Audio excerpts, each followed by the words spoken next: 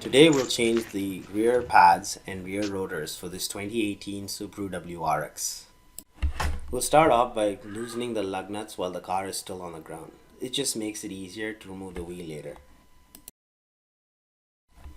After this, we'll jack up the car using a floor jack. So what I do is I put the floor jack under the rear differential and jack the car up. Once it's reached an appropriate height, I basically put jack stands and support the car using jack stands. We'll then take off the lug nuts that we loosened earlier, and then finally take off the wheel. We'll start this brake job by first removing the caliper. The caliper is held on by these two 14mm bolts that go into the sliding pins. Start off by taking off the top bolt. These bolts should not be too tight, and they're only held on by about 19 to 20 foot-pounds of torque. Once the top bolt is off, take off the bottom bolt. Before the bottom bolt is fully off, make sure you hold on to the caliper and prevent it from falling. You don't want the caliper to fall, as it'll put strain on the brake hose, and this could cause the brake hose to actually collapse internally. Once the caliper is off, keep it down on the lower control arm and make sure it's stable. You can now pull off the old brake pads. If they don't come out, you may need to just pry them out using a flathead. While pulling out the pads, just pay attention to the orientation of the wear indicator. In this car, the wear indicator is on the bottom part of the inner brake pad. The wear indicator is responsible for the squealing sound that indicates your pads are low. It does this by usually scratching on the rotor surface. We will then remove the caliper bracket mounting bolts. There are two of these, and these are on quite tight, and I had to use quite some force to get them loose. I believe they are torqued to about 48.9 foot-pounds of torque. Again, I was able to break these loose without a breaker bar. We'll start off with the top, and once that's loose, we'll take the bottom out.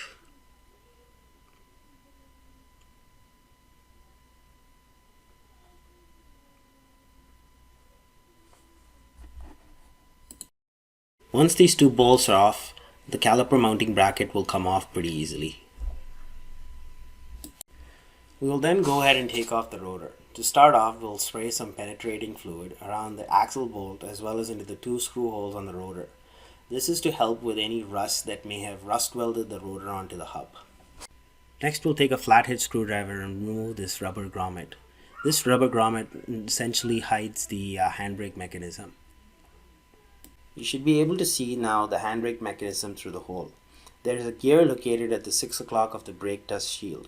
This is the brake adjuster, and it's self-adjusting. You'll need to push the gear downwards using a flathead screwdriver. This will retract the handbrake shoes that are pushing up against the inside of the rotor. Keep rotating this gear until the rotor can spin freely. To push the rotor of the hub, you'll need to take a bolt that threads into the two threaded holes in the rotor. Start by threading the bolt into the first hole and tighten until you feel the rotor move slightly off the hub. Remove the bolt and repeat this on the second hole. You may need to repeat this step a couple of times to fully loosen the rotor. Once the rotor is loosened, you can pull it off the hub, revealing the handbrake mechanism. So the handbrake mechanism works using these brake shoes. Essentially, these brake shoes push up against the inside of the rotor. Earlier, we're pushing this gear downwards, which essentially retracts the shoes so that it's no longer rubbing against the inside of the rotor, so that it's easy to take off the hub. Before installing the new rotor, you want to clean the surface of the hub. I'm going to use a wire brush to clean this. To get rid of most of the rust, I use basically a wire brush. Again, essentially what you have to do is get rid of any large specks of rust so that the rotor sits flush on the hub. If you don't clean the hub, you may have vibrations, and you run the risk of warping your rotors. Next, what we'll do is, using brake cleaner, we'll clean the surface of the hub.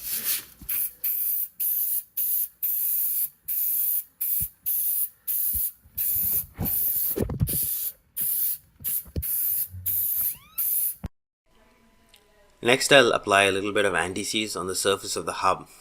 This is so that the next time we do a brake job, the rotor will not get rust welded to the hub. You want to apply this evenly on the surface of the hub, covering every single spot.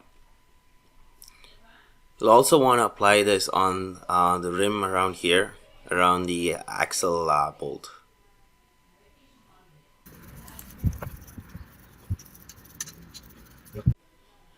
Before we apply the new rotor onto the hub, we're actually going to clean the new rotor. The reason we do this is when these rotors actually ship from the manufacturer, they include a small amount of oil to basically prevent it from rusting. So clean this down with brake clean, and remember to clean both sides.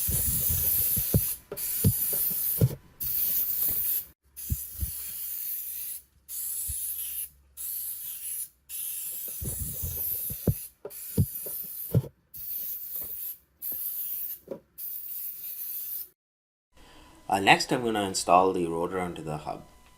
While doing this, make sure you don't actually touch the braking surface of the rotor, as you may get oil onto that surface and it can impact braking performance. To hold the rotor in place, I basically take my lug nuts and basically screw them onto the wheel studs. So what I do is basically select two wheel studs which are across each other and place the other lug nut onto the second wheel stud. So next we'll take our caliper mounting bracket and take out the metal hardware. The metal hardware is in there actually to prevent the brake pad from rattling around. So what we'll do is take out this metal hardware and get it cleaned. Take these metal brackets and clean them out nicely with a wire brush and some brake cleaner. If you get brand new metal brackets with your brake pads, then this step won't be necessary. Next, we'll clean out the brake notches on the caliper mounting bracket.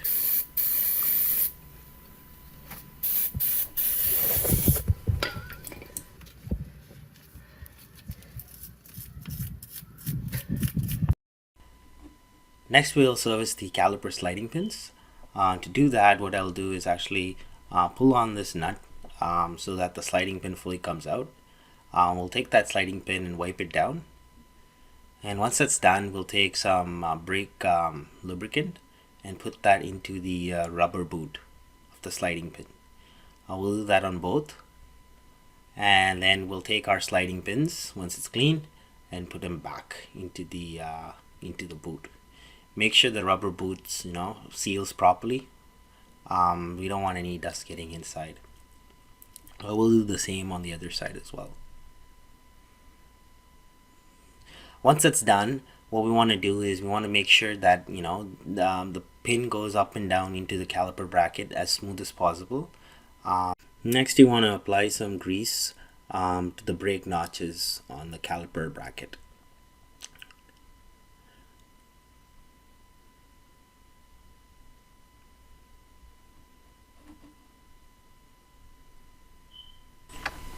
Next, we'll take our metal hardware and make sure it fits snugly into the caliper bracket.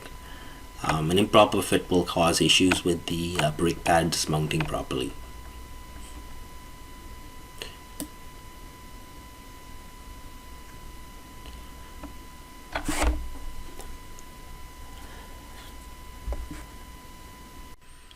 Next, you want to take your brake grease and apply that to the top of the metal bracket where the brake pad would sit.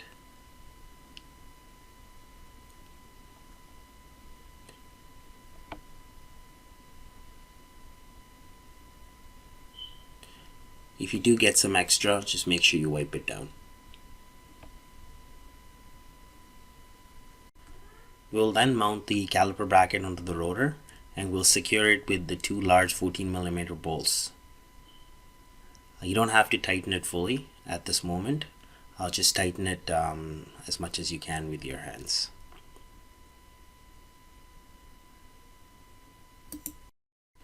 Next, we'll mount the brake pads. So I start with the outer brake pad and make sure that's securely in. And then I take the inner brake pad and I'll also install it.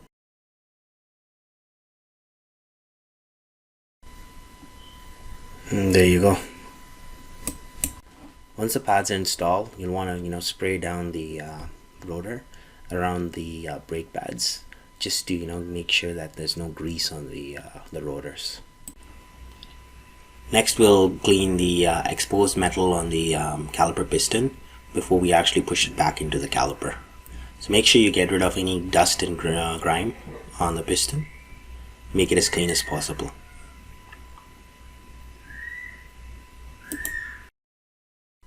Next, we'll use a piston compressor to push the piston back into the caliper. So take your piston compressor and put the backing plate against the caliper, and then you can start screwing down on the knob. And what this will do is it'll actually push the piston back into the caliper. So do this until the piston is flush with the rubber boot at the bottom of the caliper. Before I put the caliper back on, I wanted to tighten up the caliper bracket mounting bolts. So we'll first tighten it up using our ratchet until it's quite tight, and then we will apply our torque wrench to set the right torque. Once I finish with the top bolt, I'll start working on the second bolt at the bottom. Again, do the same. Tighten it up as much as possible using the ratchet. So we'll then take our torque wrench and set it to 49.7, and then we'll tighten the caliper mounting bracket bolts. So keep tightening this until you hear the clicking sound, and then stop.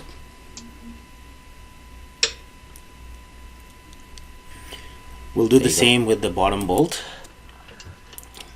and we'll keep tightening it until you hit the clicking sound. There you go.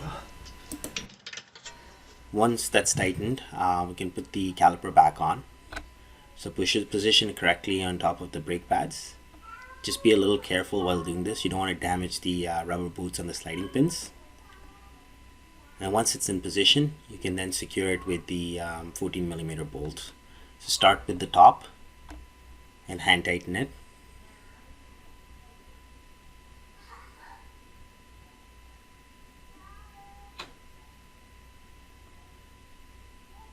And then we'll then do the bottom. Once again, just hand tighten it.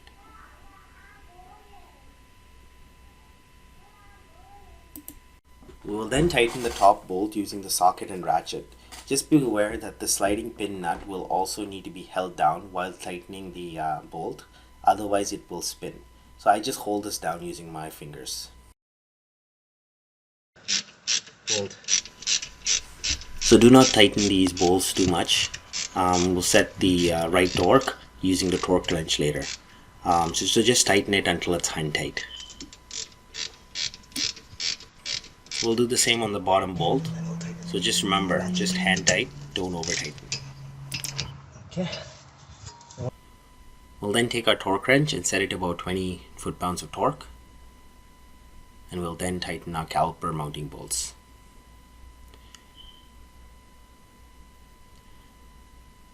Again, just tighten in just enough until you hear the clicking sound. Right. There you go.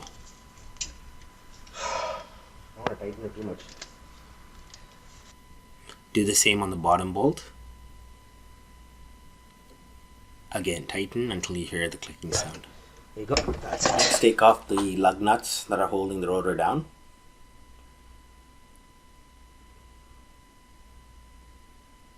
Once they're taken off, just shake the rotor and see if it's solid. There you go. And then just do a final clean with brake clean. Okay. And then we can put the wheel back on. And that's it. You have completed the rear brake job on this Subaru.